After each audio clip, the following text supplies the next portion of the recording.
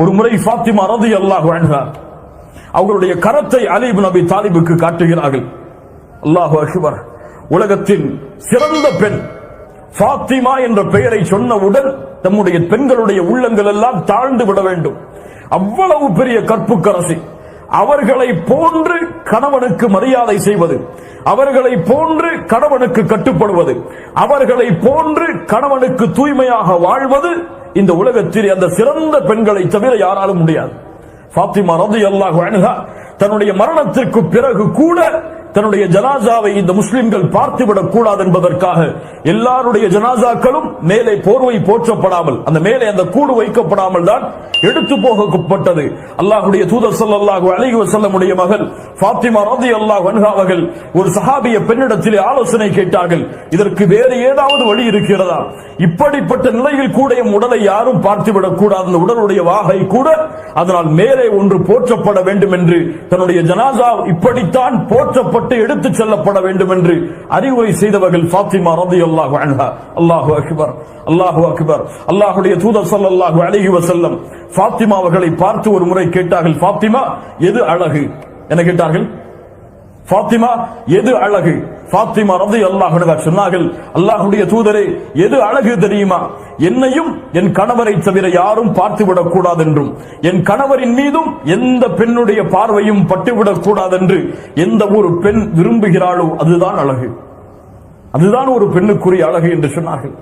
கணவனுக்கு மாறுதல் செய்யக்கூடிய பெண்கள் நம்முடைய சமூகத்தில் எத்துணை பேர், கணவனுக்கு துரோகம் செய்யக்கூடிய பெண்கள் நம்முடைய சமூகத்தில் எத்துணை பேர், கணவன் இருக்கும் இல்லாத நிலையில் அந்நிய ஆண்களோடு பேசி பழகக்கூடிய முஸ்லிம் பெண்கள் நம்முடைய சமூகத்தில் எத்துணை பேர். அல்லாஹ்வை அஞ்சிக் கொள்ள வேண்டாம் அவர்கள்? இந்த ஃபாத்திமா ரலியல்லாஹு அன்ஹாவுடைய வரலாற்றில் அவர்கள் பாடத்தை படித்துக் கொள்ள வேண்டாமா? ஃபாத்திமா ரலியல்லாஹு அன்ஹா அலி இப்னு அபி தாலிப் அவர்களிடத்திலே கரத்தை விரித்து காட்டுகிறார்கள். கரமெல்லாம் அப்படியே இறுக்கப்பட்டிருக்கிறது. வேலை பார்த்து பார்த்து பார்த்து கைகள் எல்லாம் தழும்புகள் விழுந்திருக்கிறது முஹம்மது ரசூலுல்லாஹ்வுடைய மகளுக்கு. அல்லாஹு அக்பர். எவ்வளவு பெரிய ஏழ்மை பாருங்கள். அலி இப்னு அபி தாலிப் இடத்திலே சொன்னார்கள், என் கணவரே, எம் தந்தை இடத்திலே சென்று யாராவது போரிலே கைதிகள் அடிமைகளாக இருந்தால் வாங்கி வருவோமா? அலி இப்னு அபி தாலிப் அவர்களும், சரியம்மா, நீ சென்று உன்னுடைய தந்தை இடத்தை கேட்டு வாங்கி வா என்று அனுப்புகிறார்கள். உலகத்துடைய தேவைக்காக ஃபாத்திமா ரலியல்லாஹு அன்ஹா தன்னுடைய தந்தையை சந்திக்க வருகிறார்கள். தந்தை யாரிடத்திலேயோ பேசிக் கொண்டிருக்கிறார்கள், கேட்பதற்கு மனம் வரவில்லை. உலகத்துடைய தேவையை மறுமைக்காக வாழக்கூடிய முஹம்மது ரசூலிடத்திலே கேட்பதற்கு ஃபாத்திமா அவர்களுக்கு மனம் வரவில்லை. ஆயிஷா ரலியல்லாஹு அன்ஹா அவர்களிடத்திலே சொல்லிவிட்டு சென்று விடுகிறார்கள். என்னுடைய கஷ்டம் இது, என்னுடைய சிரமம் இது, என்னுடைய கரங்கள் எல்லாம் காய்த்து விட்டது. ஏதாவது ஒரு அடிமை இருந்தால் போதும், எங்களுடைய குடும்பத்திற்கு நாங்கள் அவர்களை வைத்து எங்களுடைய வீட்டு வேலைகளை பார்த்துக் கொள்வோம். அல்லாஹ்வுடைய தூதரிடத்தில் ஆயிஷா ரலியல்லாஹு அன்ஹா ஃபாத்திமா அவர்கள் சென்றதற்கு பிறகு இந்த செய்தி எடுத்துச் சொல்கிறார்கள். இப்படி உம்முடைய மகளார் வந்தார்கள், இவ்வளவு சிரமத்தில் இருப்பதாக சொன்னார்கள். ஒரே ஒரு அடிமையை கேட்கிறார்கள். அல்லாஹ்வுடைய தூதரை அனுப்பிவிடலாமா? நான் செல்கிறேன், என்னுடைய மகளை பார்த்து வருகிறேன் என்று கூறி அல்லாஹ்வுடைய தூதர் ஸல்லல்லாஹு அலைஹி வஸல்லம் தன்னுடைய மகளை பார்க்க வருகிறார்கள். அலி அவர்களை அழைக்கிறார்கள், வாருங்கள் அலி, என் பக்கத்தில் உட்காருங்கள். யா ஃபாத்திமா, நீங்களும் வாருங்கள், என் பக்கத்தில் உட்காருங்கள். இருவரும் அல்லாஹ்வுடைய தூதருக்கு மிக நெருக்கமாக அமர்கிறார்கள். புகாரி ரஹிமஹுல்லாஹ் இந்த ஹதீஸை பதிவு செய்கிறார்கள். எந்த அளவுக்கு முஹம்மது ரசூலுல்லாஹ் ஸல்லல்லாஹு அலைஹி வஸல்லம் அவருடைய உடம்பின் சூடு ஃபாத்திமா அவர்களுக்கு தெரிகிறது. அவ்வளவு நெருக்கமாக அமர்கிறார்கள் தன்னுடைய மகளிடத்தில். சொன்னார்கள், மகளே, நான் உனக்கு ஒரு செயலை கற்றுத்தரட்டுமா? உனக்கு ஒரு செயலை நான் கற்றுத்தரட்டுமா? நீ இரவிலே உறங்கச் சென்றால் அந்த உறங்கக்கூடிய அந்த இருக்கையில் அமர்ந்து கொண்டு 33 தடவை சுப்ஹானல்லாஹ், 33 தடவை அல்ஹம்துலில்லாஹ், 34 தடவை அல்லாஹு அக்பர் என்று சொல் என் மகளே, அது உனக்கு ஒரு அடிமை கிடைப்பதை விட சிறந்தது. என்னங்க விக்கிர சொல்லி கொடுத்தா கஷ்டம் போயிருமா? நம்ம என்ன கேட்போம்? கொடுக்க முடியலன்னா கொடுக்கலன்னு சொல்லிருக்கலாம். சுப்ஹானல்லாஹ் அல்ஹம்துலில்லாஹ் என்ன கஷ்டம் போயிருமா? அல்லாஹ்வுடைய தூதர் ஸல்லல்லாஹு அலைஹி வஸல்லம் இந்த இடத்திலே ஒவ்வொரு பிள்ளைகளை வளர்க்கக்கூடிய பெற்றோர்களும் கொஞ்சம் கவனத்தை செலுத்துங்கள். தன்னுடைய பிள்ளை உலகத்தின் தேவைக்காக தன் இடத்திலே வந்திருக்கிறது. அல்லாஹ்வுடைய தூதர் நினைத்திருந்தால் தன்னுடைய பிள்ளைக்கு அதை கொடுத்திருக்கலாம். தன்னுடைய அடிமைகளில் யாராவது ஒருவரை கூட தன்னுடைய மகளுக்கு வேலை பார்ப்பதற்காக அல்லாஹ்வுடைய தூதர் நியமித்திருக்கலாம். ஆனால் உலகத்துடைய தேவை வந்த பொழுது, மகளே மறுமையின் தேவைக்காக நீ உன்னுடைய கவனத்தை திருப்பு என்று தன்னுடைய மகளை வளர்த்தெடுத்த முறை முஹம்மது ரசூலுல்லாஹ் ஸல்லல்லாஹு அலைஹி வஸல்லம். ஏன்? என் மகளே, உன் கஷ்டம் நீங்க வேண்டுமா, உன் சிரமம் நீங்க வேண்டுமா, உன்னுடைய உடலுடைய சோர்வுகள் எல்லாம் அகர வேண்டுமா, அல்லாஹ்வை துதி, அல்லாஹ்வை புகழ்.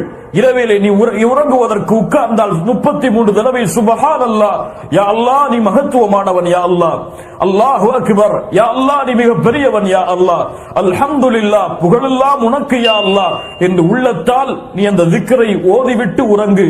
உனக்கு ஒரு அடிமை கிடைப்பதை விட சிறந்தது. என்ன அர்த்தம்? உன் கவலைகள், உன் கஷ்டங்கள், உன் துயரங்கள், உன் துன்பங்கள் எல்லாவற்றையும் அல்லதீன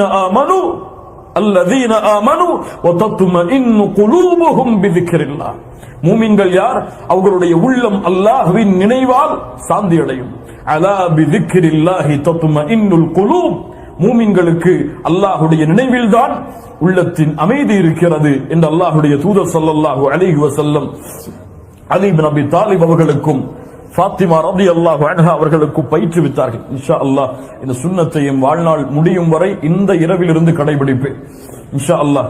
அலி இப்னு அபி தாலிப் சொல்கிறார்கள், இந்த செய்தி அல்லாஹ்வுடைய தூதர் எனக்கு சொன்னதிலிருந்து என்னுடைய மரணம் வரை என்னுடைய வாழ்நாளில் உறக்கம் என்று எப்போதெல்லாம் ஏற்பட்டிருக்கிறதோ எந்த இரவையும் விடாமல் நான் இதை சொல்லிக் கொண்டு வந்தேன். இந்த சுன்னத்தை பின்பற்றக்கூடிய முறை. அப்போது கேட்கப்படுகிறது, சிஃபீனுடைய யுத்தம் உங்களுக்கு எதிராக முஆவியா அவர்களுக்கும் உங்களுக்கும் நடந்த, 2 முஸ்லிம்களுக்கு நடந்த அவ்வளவு பெரிய மன கஷ்டத்தில் நடந்த அந்த யுத்தம், அந்த யுத்த களத்தின் இரவில் கூடவா நீங்கள் மறக்கவில்லை? அலி இப்னு அபி தாலிப் சொன்னார்கள், அந்த இரவும் மறக்கவில்லை, இதை செய்தேன். அல்லாஹு அக்பர். அல்லாஹ் இந்த சுன்னத்தை பின்பற்றக்கூடிய பாக்கியத்தை கொடுப்பானா. ஒரு மனிதன் ஒரு சின்ன செயலை செய்வான், அதை பத்தி அவன் பெருசாவே எண்ண மாட்டான். ஏதோ ஒரு கஷ்டப்படுறான்னு சொல்லி ஒரு திரகம தூக்கி கொடுத்திருப்பான், அல்லது பெட்ரோல் பேங்க்ல கிளீன் பண்றவங்களுக்கு ஒரு வாட்டர் பாட்டில் வாங்கி கொடுத்திருப்பான். அதெல்லாம் பெருசாவே நினைச்சிருக்க மாட்டான். ஆனா இந்த அமல் அவனை சொர்க்கத்திலே கொண்டு போய் சேர்க்கும். ஒரு மனுஷன் பெருசா அமல் செஞ்சிருப்பான், ஒரு 10,000 திரகமத்து கடை சதக்கா பண்ணிருப்பான். அவன் 10,000 திரகம் கொடுத்துட்டான், 10,000 திரகம் கொடுத்துட்டான்னு மனசுல எண்ணி எண்ணி வச்சிருப்பான். அவன் அப்படி அந்த பெருமையா என்னதாலேயே அந்த பெரிய செயல் அவனை நரகத்துக்கு போறது காரணமாயிரும். அதனால சின்ன செயல்ல இஹ்சான் இருந்தா போதும், சொர்க்கத்துக்கு போயிடலாம். உதாரணமா ரசூலுல்லாஹி ஸல்லல்லாஹு அலைஹி வஸல்லம் சொன்னாங்க, பல ஹதீஸ்கள். ஒரு மனிதர் நடந்து செல்லும் பொழுது ஒரு முள்ள தூக்கி போட்டாருங்க, ஒரு முள்ள தூக்கி போட்டாரு. ரசூலுல்லாஹ் சொன்னாங்க, அதற்கு நன்றி செலுத்தினார், அல்லாஹ் அவரை மன்னித்தான். ஒரு மனிதர் பாதையில் இடைஞ்சலாக இருந்த ஒரு மரத்தை வெட்டி போட்டாரு, அவ்வளவுதான். பெரிய செயலா? அவர் போறதுக்கு இடைஞ்சலா இருந்துச்சுன்னு சொல்லி வெட்டி போட்டாரு. ஸல்லல்லாஹு அலைஹி வஸல்லம் சொன்னாங்க, இவர் செய்ததால் இவரை அல்லாஹ் சொர்க்கத்தில் அனுப்பினான். ஒரு உபச்சாரி நாய்க்கு தாகம் என்பதால் தன் ஆடையை கிணற்றிலே முக்கி எடுத்து அந்த தண்ணீரை பிழிந்ததால் அல்லாஹ் அந்த விபச்சாரியை மன்னித்து சொர்க்கத்தை கொடுத்தான். இஹ்சான். நம்ம 5 வக்து தொழுதா சொர்க்கத்துக்கு போகலாம்னு நினைக்கிறோம், தாவா செஞ்சா சொர்க்கத்துக்கு போகலாம்னு நினைக்கிறோம், கரெக்டா சதக்கா கொடுத்துட்டா ஜக்காத்து கொடுத்துட்டா சொர்க்கத்துக்கு போகலாம்னு நினைக்கிறோம். ஆனா இதெல்லாம் நம்மள சொர்க்கத்துக்கு அழைச்சி போகணும் ஒருபோதும் நினைச்சிருக்க மாட்டோம். கோபத்தை கட்டுப்படுத்தினா சொர்க்கம் கிடைக்கும் நினைச்சோமா? ஒருவருடைய கண்ணியத்தை பாதுகாத்தா சொர்க்கம் கிடைக்கும் நினைச்சோமா? ஒருவருடைய குறையை வெளிப்படுத்தலனா சொர்க்கம் கிடைக்கும் நினைச்சோமா? பொய் சொல்லாம இருந்தா, பொறாமை கொள்ளாம இருந்தா, கோள் சொல்லாம இருந்தா, ஒரு சகோதரனுடைய கண்ணியத்தை பத்தி பேசாம இருந்தா சொர்க்கம் கிடைக்கும் நினைச்சோமா? ஆனா இஸ்லாம் இதனால் தான் உன்னால் சொர்க்கத்தில் எளிதா சொர்க்கத்துக்குள்ள லேசா போக முடியும் சொல்லி நமக்கு வழிகாட்டுது. சுப்ஹானல்லாஹ். இந்த குணங்கள் எல்லாம் நம்முடைய வாழ்க்கையில இல்லாத காரணத்தால தான் இன்னைக்கு உலகம் எல்லாம் இந்த சமூகத்தை ஒரு எதிரியான சமூகமாக பார்க்கிறது. பல முஸ்லிம் நாடுகள் முஸ்லிம்கள் நுழைவதற்கு கூட தடை போடுது. மேலையா அதை கூட பார்த்துட்டு நம்ம எல்லாம் சகிச்சுட்டு இருக்கோம். முஸ்லிம்களுக்கு இன்னைக்கு எங்கேயுமே வீடு கிடையாது, உண்மையா இல்லையா? பெரிய பெரிய சிட்டியில எங்கேயும் முஸ்லிம்கள்னாலே வீடு கிடையாது. முஸ்லிம்கள் வந்தாலே சீட்டை விட்டு ஒதுங்கி போய் உட்கார்ந்துடுறாங்க. தாடி வச்சுட்டு சுன்னத்தான அவருடைய கோலத்துல தாடி வச்சுட்டு கரண்டிக்கு மேல காலை போட்டு இந்த மாதிரி ஆடையை போட்டு போனா பஸ்ல பக்கத்துல உட்கார்ந்து கூட எழுந்து போயிருவாரு. ஒரு முஸ்லிம்களுக்கு இன்னைக்கு பிரச்சனைன்னு சொன்னா பாதுகாப்புக்கு வர வேண்டியவங்க எல்லாம் பின்னாடி போயிடுறாங்க, இவங்களை நாங்க பாதுகாக்க முடியாதுன்னு சொல்லி. ஆனா சஹாபாக்கள் நபித்தோழர்களுடைய வாழ்க்கை இந்த இஹ்சான் என்ற குணத்தால் இருந்ததால் அவர்களுக்கு ஒரு பிரச்சனைன்னு வரும் பொழுது அவர்களை எதிர்த்தவங்க கூட வந்து முன்னாடி நின்னாங்க, உங்களுக்கு இப்படி நடக்க கூடாதுன்னு சொல்லி. அபூபக்கர் ரலியல்லாஹு அன்ஹு ஹபஷாவுக்கு போனாங்களா இல்லையா? அபிசீனியாவுக்கு ஹிஜ்ரத் செஞ்சாங்களா இல்லையா? அபூபக்கர் அபிசீனியாவுக்கு போனாங்களா இல்லையா? தெரியுமா தெரியாதா? சீரா போனாங்கன்னு சொல்றவங்க கையை வச்சுங்க. அபூபக்கர் அபிசீனியா ஹிஜ்ரத்துக்கு போனாங்க. எங்க படிச்சீங்கன்னு கேட்பேன், எங்க எடுக்குன்னு கேட்பேன். அபூபக்கர் ரலியல்லாஹு அன்ஹு அபிசீனியா ஹிஜ்ரத்துக்கு போனாங்களா? இரண்டாவது ஹிஜ்ரத்துக்கு அங்க போய் தங்கி இருந்தாங்களா அவங்களோட? இல்ல, முயற்சி செஞ்சாங்க போறதுக்காக. அபூபக்கர் ரலியல்லாஹு அன்ஹு முயற்சி செஞ்சாங்க ஹிஜ்ரத்துக்கு போறதுக்காக. இப்னு தகீனா என்ற ஒரு குறைஷி காஃபிர் அபூபக்கர் ரலியல்லாஹு போகக்கூடிய பாதையில வந்து நின்னாங்க. அபூபக்கர் எங்க போறேன்னாங்க. ரலியல்லாஹு அன்ஹு சொன்னாங்க, நான் அல்லாஹ்வை வணங்குறதுக்காக போறேன். இந்த மக்கள் என்ன அல்லாஹ் வணங்குறதை விட்டு தடுக்கிறாங்க, இனிமே இந்த மக்களோட நான் வாழ மாட்டேன், அல்லாஹ் வணங்குறதுக்காக போறேன். தங்களை எதிர்த்து சண்டை போட்டு இருக்கிறாங்க இந்த முஸ்லிம்கள். அபூபக்கரை நீங்க போயிட்டு வாங்க, நல்லதுதான், நிம்மதியா இருப்போம்னு சொல்லி அனுப்பி விட்டாங்களா? இப்னு தகீனா சொல்றாங்க, ஒரு காஃபிர், அபூபக்கர் உங்கள மாதிரி ஆட்கள்லாம் இப்படி செய்யலாமா? நீங்க யாரு? அவங்க சொல்றாங்க பாருங்க, நீங்க யாரு?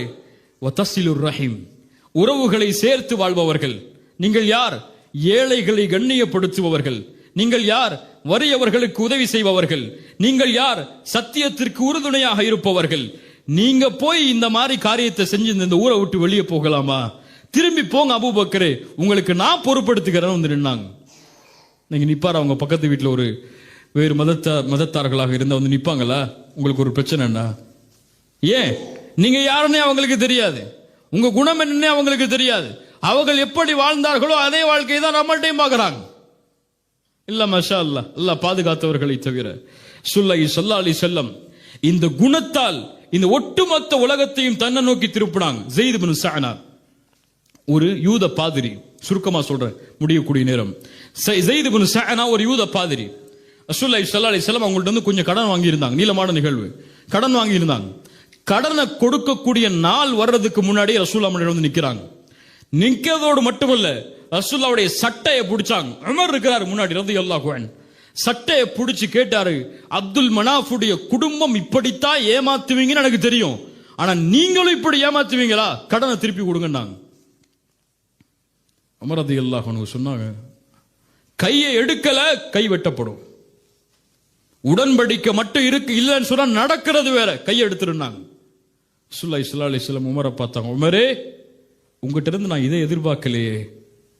அவர் கடனாளி எங்கிட்ட வந்து கடனை கேட்கிறாரு, ரசூலுல்லாஹ் கடனை கொடுக்காம இருக்கீங்களா, திருப்பி கொடுங்கன்னு சொல்லதை தவிர நீ அவரை போட்டு ஏசிரிய உமரேன்னாங்க. சுப்ஹானல்லாஹ். உமரே நீ இவரை அழைச்சிட்டு போ, அவருக்கு கொடுக்க வேண்டிய கடனை கொடுத்துட்டு 2 கையளவு பேர்த்தம்பழத்தை அதிகமா கொடுனாங்க. நீ அவர் மனசை காயப்படுத்தினல்ல, அந்த காயப்படுத்துறதுக்கு சேர்த்து கொடுத்து அனுப்புனாங்க. உமர் கூட்டு போறாங்க. அவர் போகும்போது கேட்கிறாரு, உமர் நான் யாரு தெரியுமா? நீங்க யாரு? ஸைத் இப்னு ஸஅனா. நீங்களா? யூத பாதிரி ஆயிற்றே நீங்கள், நீங்களா ரசூலுல்லாஹ்ட்ட எப்படி நடந்து கொண்டீங்க? அவர் சொல்றாரு, ரசூலுல்லாஹி ஸல்லல்லாஹு அலைஹி வஸல்லம் அவர் ரசூல் என்று எனக்கு தெரியும். 2 குணத்தை தௌராத்துல படிச்ச, அந்த குணம் இவட்ட இருக்கான்னு சொல்லி நேரடியா செக் பண்ணுங்கிறதுக்காகவே வந்தேன். இது நான் கடனை வாங்குற நாளும் கிடையாது, அதுக்கு நேரம் இருக்கு. அந்த 2 குணம் என்ன? அறியாமையோடு அவரிடத்திலே நடந்து கொள்ளும் போது அவர் இரக்கத்தை காட்டுவார், மென்மையை காட்டுவார். எவ்வளவுதான் அறியாமை மிஞ்சினாலும் மென்மையை தவிர எதுவும் வெளிப்படாது. சட்டையை பிடிச்சாலும் அவருக்கு கொடுக்க வேண்டிய கடன் இருக்குங்கிறதுக்காக நீதமாக நடந்து கொள்வார். உமரே உன்னை சாட்சியாக வைக்கிறேன், அஷ்ஹது அல்லா இலாஹ இல்லல்லாஹ் வ அஷ்ஹது அன்னஹு ரசூலுல்லாஹ். இதான் இஸ்லாம், இதான் இஹ்சான். இன்னைக்கு தொழுகையில கரெக்டா இருக்கிறோம், தாடி வைக்கிறதுல கரெக்டா ஆயிரும், பயான் கேட்கறதுல கரெக்டா இருக்கிறோம், பயான் பேசுறதுலயும் கரெக்டா இருக்கிறோம், தாவா செய்யறதுல கரெக்டா இருக்கிறோம், பயான் நிகழ்ச்சிகள் கூட்டம் கூட்டமா வர்றதுல கரெக்டா இருக்கிறோம். இல்ல மாஷா அல்லாஹ். ஆனால் பர்சனல் டீலிங் அல்லது முஆமலாத் ஒருவருடைய தொடர்பு உறவு வரும்பொழுது எல்லாரும் கோட்டை விடுறோம். இல்ல மாஷா அல்லாஹ். தொழுகையில கரெக்டா நம்மளால கோவத்தை கட்டுப்படுத்த இன்னும் முயற்சி பண்ணல. நம்ம தொழுகையில கரெக்டா இருக்கிற நம்ம மற்றவங்களை பத்தி தரக்குறைவா பேசுறதை நிப்பாட்டணும்னு முயற்சி செய்யல. தொழுகையில கரெக்டா இருக்கிற நம்ம பிற உள்ளங்கள் காயப்படும்படியா வார்த்தைகளை வெளிப்படுத்த கூடாதுங்களை சரியாகல. இன்னும் இப்படி எவ்வளவோ குணங்கள் வாக்குறுதிகள் கொடுத்து நிறைவேற்றுறது. இப்படி அல்லாஹ் ரப்புல் ஆலமீன் வலியுறுத்திய எந்த குணமும் இல்ல மாஷா அல்லாஹ். அல்லாஹ் பாதுகாத்தவர்களை தவிர இன்னும் நம்முடைய வாழ்க்கையில வரல. வந்தால் அபூபக்கரை பாதுகாக்க இப்னு தகீனா வந்ததை போன்று ஒட்டுமொத்த உலகமும் வந்து நின்றுக்கும். நமக்கு இல்ல, இன்னைக்கு யாரும் இல்ல, அனாதையாக கிடக்கிறோம். எவ்வளோ அடிச்சாலும் அனாதையா இருக்கிறோம். நம்மளே கேட்கறது கூட முடியல. அப்படிப்பட்ட சமூகமாக இன்னைக்கு வாழ்ந்துட்டு இருக்கோம். ஏன்? முஸ்லிம்களுக்கு மதிப்பில்லாம போயிருச்சு. ஏன் இந்த மதிப்பு இல்ல? இந்த குணங்கள் வாழ்க்கையில இல்ல. எதுக்கு இவங்க ஸ்பெஷாலிட்டி இல்ல? அந்த நேர்மை, அந்த நீதி, அந்த பண்பு, அதை பார்த்திருந்தால் உலகம் இதை தூக்கி வைத்திருக்கும். இந்த குணத்தை எல்லாம் இன்னைக்கு ஒரு பிற மதத்தவரோட கூப்பிட்டு நீங்க சொல்லி பாருங்களேன், அப்படிம்பாரு. இப்படி ஒரு குணமா? ஆனா இதை வாழ்க்கையில கடைபிடிக்கக்கூடியவர்கள் கூட இப்படி ஒரு குணம் தீன்ல இருக்குன்னு கூட தெரியாது. அல்லாஹ் பாதுகாக்கணும், அல்லாஹ் பாதுகாக்கணும். இஹ்சான், ஒரு நன்மை தீமை செய்தால் நன்மை செய்வது இஹ்சான். அவர் ஒரு ஆள் நம்மளை வழிகெடுக்கிறாரா, நம்மளை வந்து ஏசுறாரா, அல்லாஹ்ட்ட போய் யா அல்லாஹ் அவருக்கு நேர்வழி கொடுத்துரு அப்படின்னு சொல்றது இஹ்சான்.